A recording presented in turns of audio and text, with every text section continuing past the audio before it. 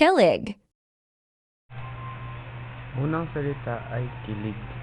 Ito ay ang pakiramdam ng kasiyahan dulot ng romansa, na walang direktang salin sa Ingles. Isang espesyal na damdamin ito na tumutukoy sa mga simpleng bagay.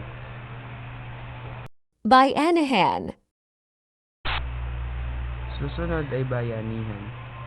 Ang salitang ito ay tungkol sa pagtutulungan ng komunidad, lalo na sa paglipat ng bahay.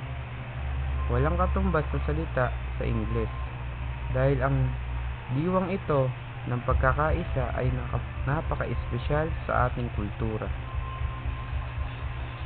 Tampo. Pag-usapan naman ang tampo. Ito ay galit na dulot ng pagkasaktan, ngunit may kasamang pag-alala. Hindi ito madaling ipahayag sa Ingles, kaya't natatangi ito sa ating wika. Pasalubong. Isang halimbawa rin ay pasalubong.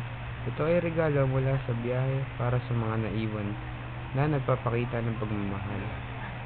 Wala itong direktang katumbas sa Ingles, kaya't madalas itong ikinagugunat ng mga banyaga. Paksanjan. Huli ay ang salitang pagsadyan, na tumutukoy sa pagtitipon para sa kasiyahan.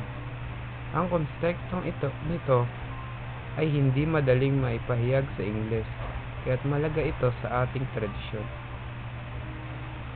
Thanks for watching.